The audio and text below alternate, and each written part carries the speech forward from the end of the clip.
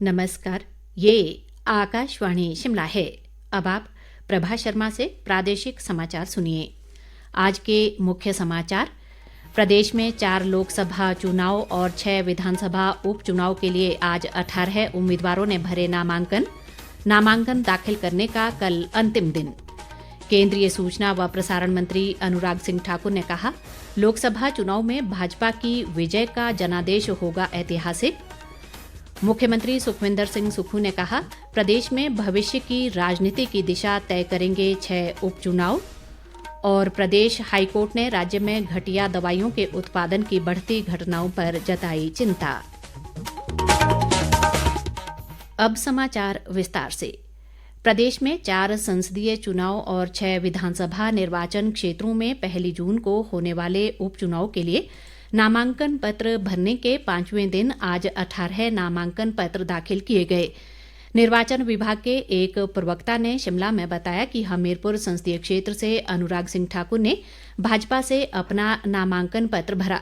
वीरेंद्र सिंह कंवर ने इस संसदीय क्षेत्र से भाजपा के कवरिंग प्रत्याशी के रूप में अपना नामांकन पत्र दाखिल किया। इसी प्रकार जगदीप कुमार ने राष्ट्रीय देवभूमि पार्टी के प्रत्याशी के रूप में अपना नामांकन पत्र दाखिल किया। संसदीय क्षेत्र शिमला से आज विनोद सुल्तानपुरी ने कांग्रेस प्रत्याशी, जबकि सुरेश कुमार कश्यप ने भाजपा प्रत्याशी के रूप में अपना नामांकन दाखिल किया।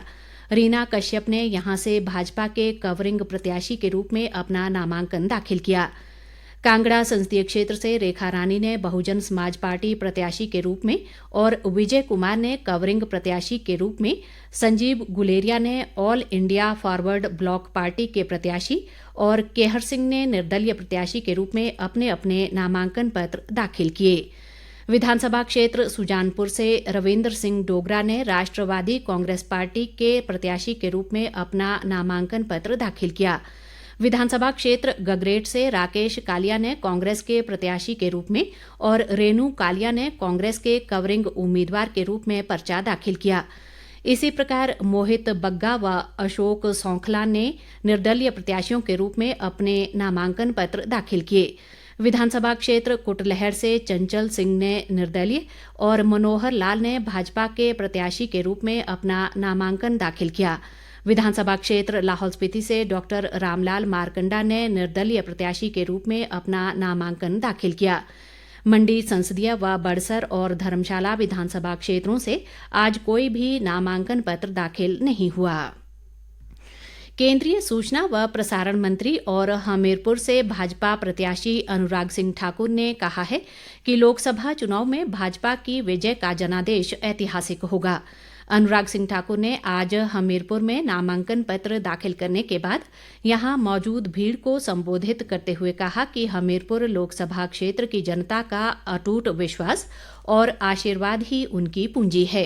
उन्होंने विश्वास जताया कि नरेंद्र मोदी को फिर से प्रधानमंत्री बनाने के लिए हमीरपुर में फिर से कमल खिलेगा और मिशन 400 पार में हिमाचल अपनी भूमिका सुनिश्चित करेगा।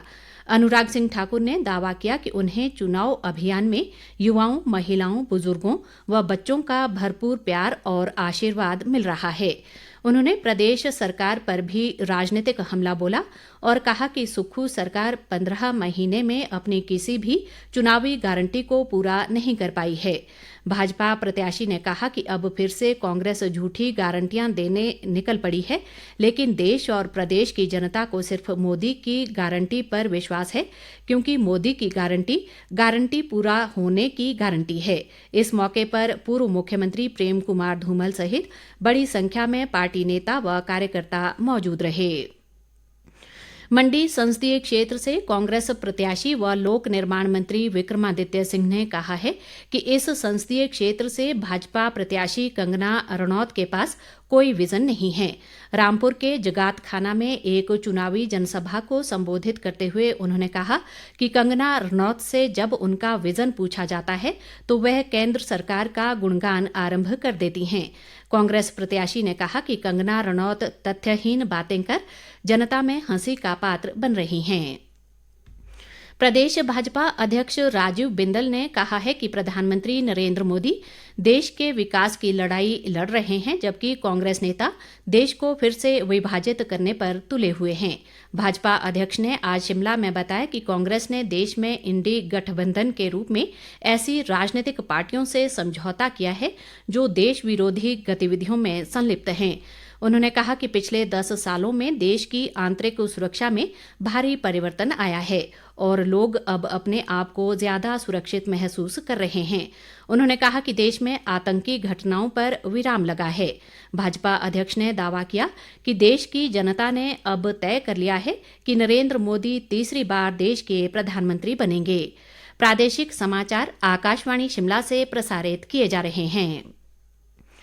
कांग्रेस के वरिष्ठ नेता व मुख्यमंत्री सुखविंदर सिंह सुक्खू ने कहा है कि कांग्रेस के 6 अयोग्य करार दिए गए विधायक धनबल से बिक गए और उन्होंने पार्टी के खिलाफ बगावत की।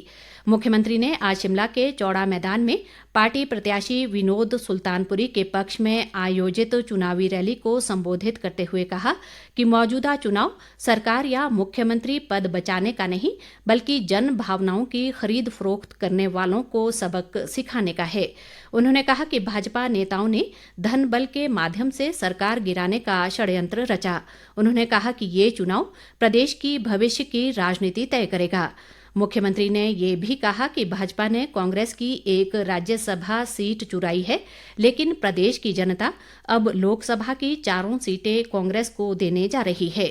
उन्होंने इस मौके पर भाजपा उम्मीदवार सुरेश कश्यप पर भी राजनीतिक हमला बोला और कहा कि उन्होंने संसद में आपदा को लेकर एक भी सवाल नहीं पूछा।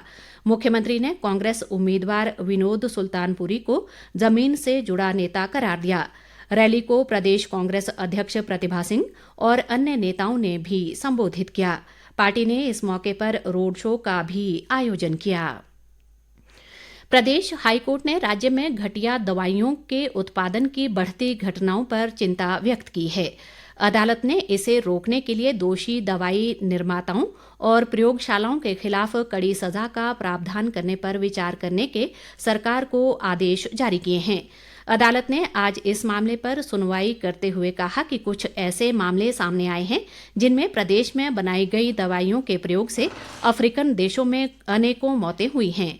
ऐसे में अब समय आ गया है कि नकली दवाई निर्माताओं के खिलाफ कड़ी सजा का प्रावधान किया जाए।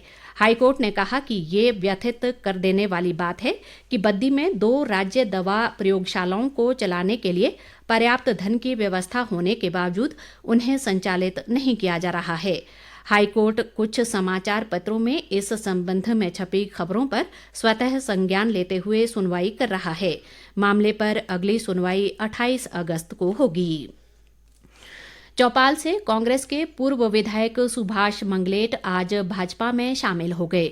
मंगलेट ने नई दिल्ली में भाजपा के राष्ट्रीय अध्यक्ष जगत प्रकाश नड्डा की मौजूदगी में भाजपा का दामन थामा। नड्डा ने उनके भाजपा में शामिल होने पर खुशी जताई।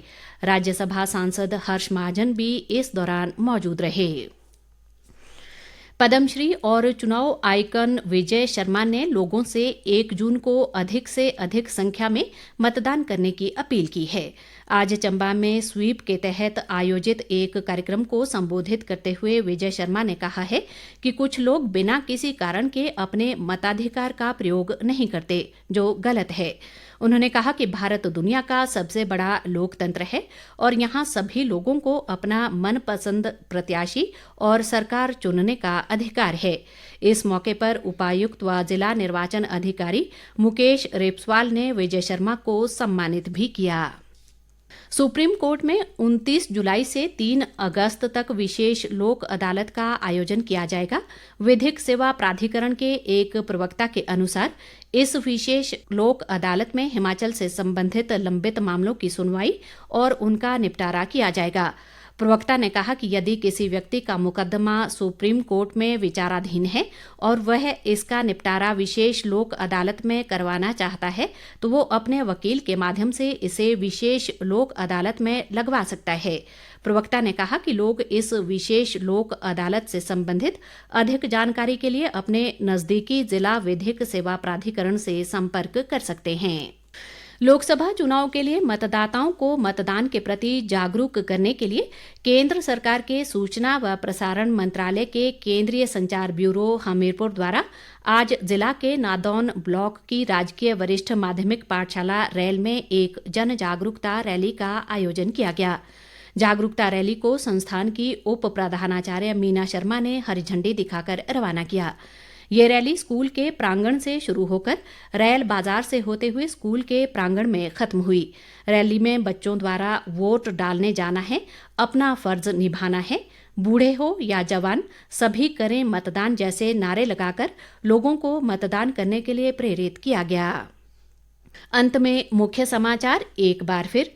प्रदेश में 4 लोकसभा चुनाव और 6 विधानसभा उपचुनाव के लिए आज 18 उम्मीदवारों ने भरे नामांकन दाखिल करने का कल अंतिम दिन। केंद्रीय सूचना व प्रसारण मंत्री अनुराग सिंह ठाकुर ने कहा, लोकसभा चुनाव में भाजपा की विजय का जनादेश होगा ऐतिहासिक। मुख्यमंत्री सुखविंदर सिंह सुक्खू ने कहा, प्रदेश में भविष्य की राजनीति की दिशा तय करेंगे 6 उपचुनाव। और प्रदेश हाईकोर्ट ने राज्य में घटिया दवाइयों के उत्पादन की बढ़ती घटनाओं पर जताई चिंता। इसी के साथ ये समाचार बुलेटिन समाप्त हुआ। नमस्कार।